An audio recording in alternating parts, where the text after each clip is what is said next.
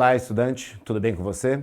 Sou o professor Alexandre Claro, da disciplina de Sociologia, da área de Ciências Humanas e suas tecnologias. Na aula de hoje, você vai aprender sobre as principais questões que envolvem o consumismo na sociedade capitalista. Além disso, vai poder compreender o papel que a propaganda tem em promover o desejo de consumir a partir do conceito do American Way of Life. Vamos lá? Para a gente começar a entender um pouco da ideia de consumo e consumismo dentro da sociedade capitalista, vamos voltar lá no século XIX. E por quê? O século XIX está ocorrendo o que nós chamamos de segunda revolução industrial. Portanto, está surgindo novas tecnologias e essas novas tecnologias estão promovendo uma grande mudança naquilo que é essencial quando pensamos sobre o consumo, que é o quê?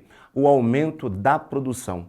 Então, com essas novas fontes de tecnologia, fontes de energia, como energia elétrica, como o petróleo e os seus derivados, gasolina e diesel, há um aumento significativo dentro da indústria.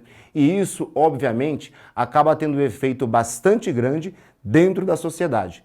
Produtos até então considerados extremamente caros, onde apenas uma parcela da população tinha acesso, começa a se popularizar, além de uma série de outras inovações. Um outro ponto importante para a gente pensar sobre essas mudanças estruturais que estão ocorrendo dentro da sociedade capitalista contemporânea é pensar em um conflito que ocorreu lá no início do século XX. Eu estou falando da Primeira Guerra Mundial. A Primeira Guerra Mundial envolveu uma série de potências industriais. Porém, inicialmente, uma potência ficou de fora. Essa potência que eu estou falando são os Estados Unidos da América. Eles tiveram uma postura de neutralidade durante os 3 primeiros anos de guerra. E isso vai ter um efeito bastante grande dentro da sociedade estadunidense e, obviamente, dentro da economia. Por quê?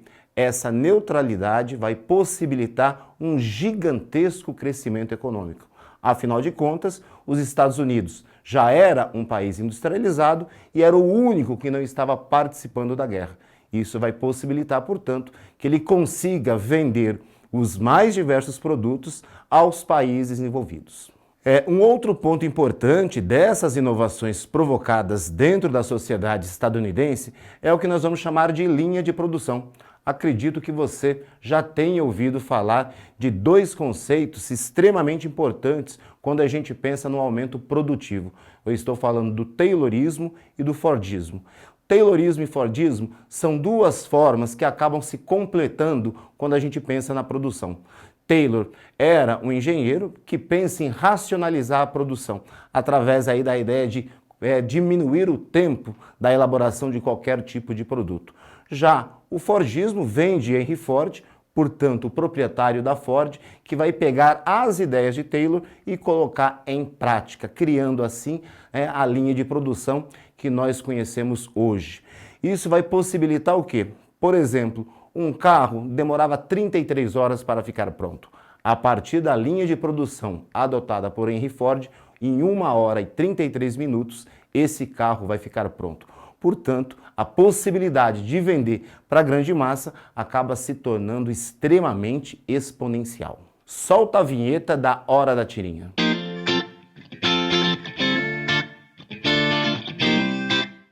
Aqui para vocês terem uma ideia do impacto da linha de produção. Mais do que efetivamente apenas aumentar o número dos produtos realizados, a gente tem a fragmentação do processo de trabalho. Afinal de contas, o operário acaba executando apenas uma parte desse produto. Ora, com o término da Primeira Guerra Mundial, em 1918, os países europeus, apesar de estarem em paz, estão completamente destruídos.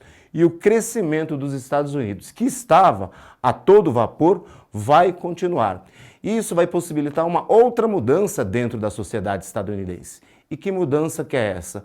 É de uma palavra bastante conhecida do mundo contemporâneo. Estou falando do conceito do American Way of Life, ou seja, o modo de vida americano, que é pautado basicamente no quê?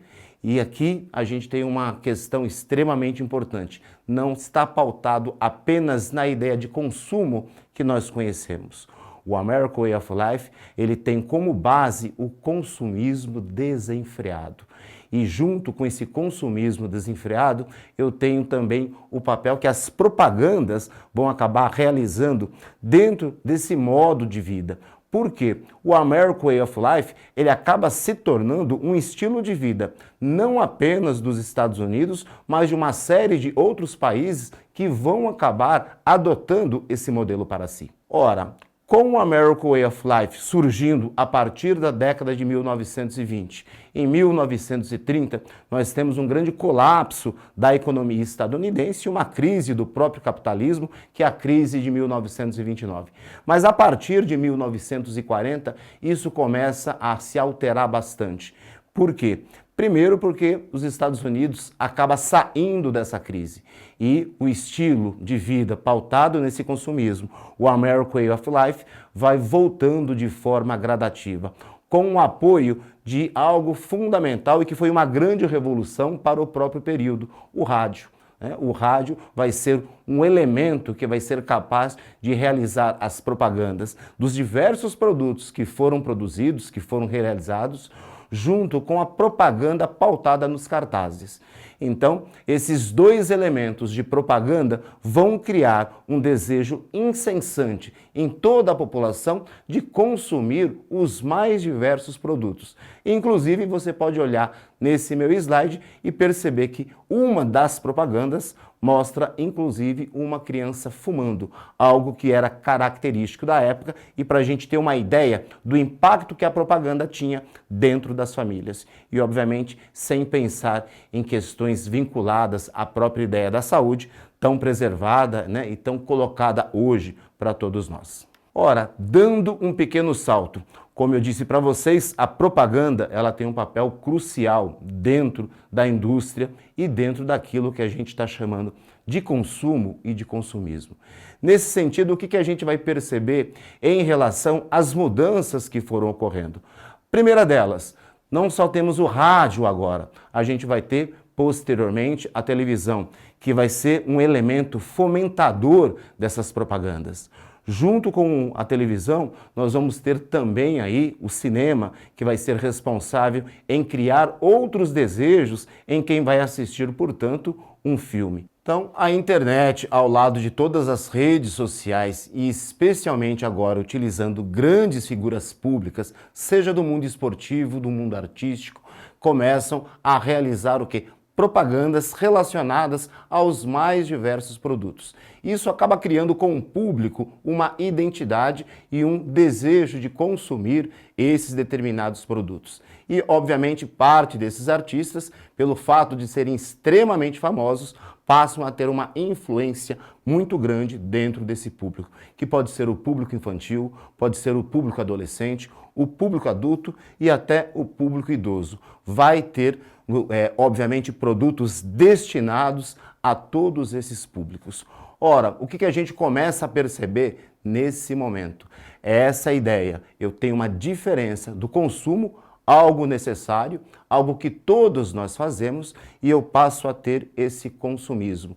Passamos a consumir não aquilo que precisamos, mas passamos a consumir aquilo que, obviamente, parte desses meios de comunicação começam a colocar para que a gente possa sentir esse desejo de comprar.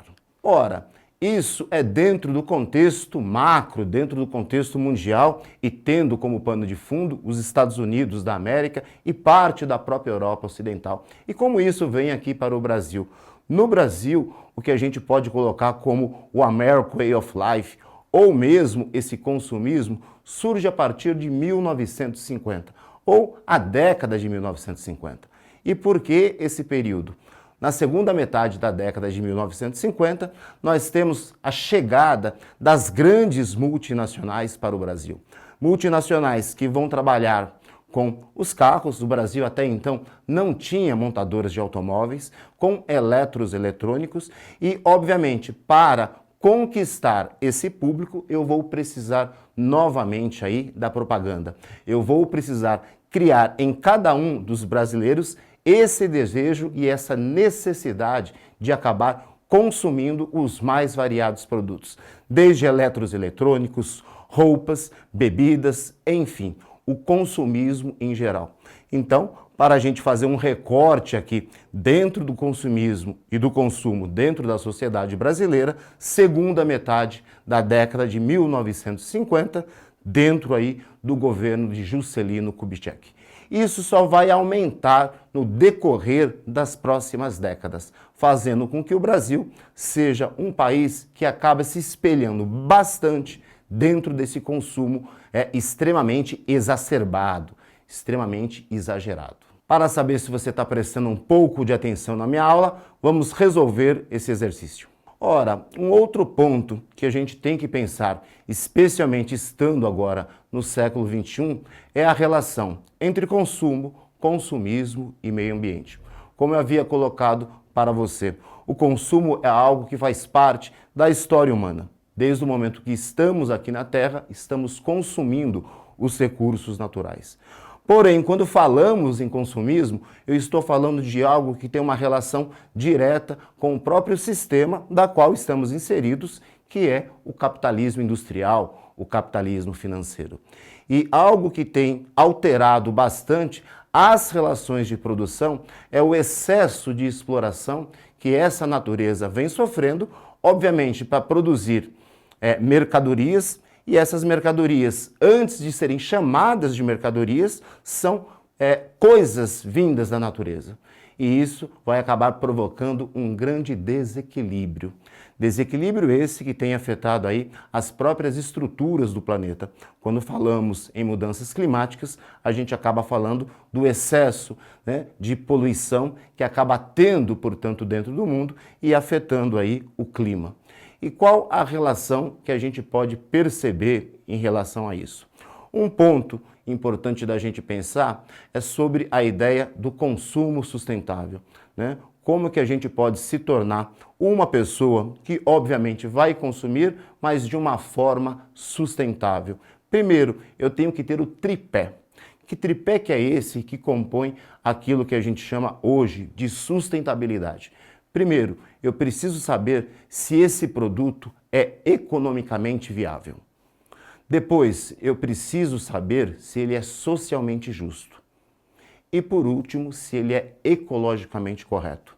Então, essa é uma pergunta que você deve fazer no momento em que você vai consumir alguma coisa. Caso ele consiga cumprir esse tripé, você passa a ser esse consumidor chamado hoje de sustentável e extremamente importante para todo mundo.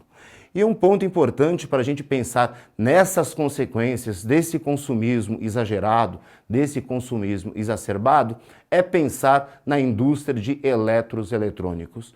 Você já se pensou, né, o que a gente faz com todo esse lixo eletrônico produzido pelos mais diversos países, países como Brasil, Estados Unidos, países da Europa Ocidental? Acredito que essa é uma pergunta que grande parte das pessoas não acaba realizando. E aqui eu digo para vocês, grande parte desse lixo eletrônico produzido pelos grandes países consumistas acabam indo parar na África. A África, infelizmente, tem se tornado para o mundo uma espécie de grande lixão de produtos eletrônicos. E isso você pode perceber no próprio slide aqui, né, em relação a isso. E perceber quais são os malefícios que isso acaba causando, não só para o continente africano, mas para todo mundo, porque isso, obviamente, tem uma consequência, parte dela eu citei anteriormente, em relação às mudanças climáticas e à própria devastação da natureza. Então, o que a gente pode perceber é essa questão extremamente delicada e pautando especialmente naquilo que a gente chama de ética dentro do mundo, o que esses países acabam fazendo com todo um continente, né, despejando, de certo modo, todo esse lixo eletrônico consumido por todos nós. Basta, inclusive, você fazer uma breve reflexão. Quantos celulares você já teve, né? E quantos você já precisou se desfazer? Né? Onde que estão esses celulares? Né? Eu diria para você que a chance dele estar no continente africano é muito grande, portanto, provocando uma série de problemas para a população africana e, como nós já sabemos, consequentemente, para a própria população mundial. Agora eu tenho uma dica bastante interessante para você. É um filme, né? E a hora que eu falar o nome dele para você, né? Patricinha de Beverly Hills, você vai pensar, nossa, mas um filme de comédia? Sim, é um filme de comédia, mas porém tem uma discussão bastante importante sobre o consumismo envolvendo especialmente aí os adolescentes. Nós temos aqui a personagem Cher, que se relaxar, para se livrar dos problemas emocionais, existenciais, passa a consumir de forma desenfreada. Parte desse consumo mostrado no filme faz a gente refletir, de certo modo, sobre o nosso próprio consumo. Além disso, você vai dar boas risadas com esse filme. Vai então essa dica. E agora, para finalizar a nossa aula de hoje, a nossa frase de reflexão. Não se pode controlar o próprio povo pela força, mas se pode distraí-lo pelo consumismo. Noam Chomsky. Pessoal, não esqueçam de olhar o Sabe a Mais. Lá tem uma série de dicas, de links, de sites, de filmes que vocês podem olhar, ler, assistir para aprofundar o seu estudo em relação a essa temática tão importante. Até uma próxima.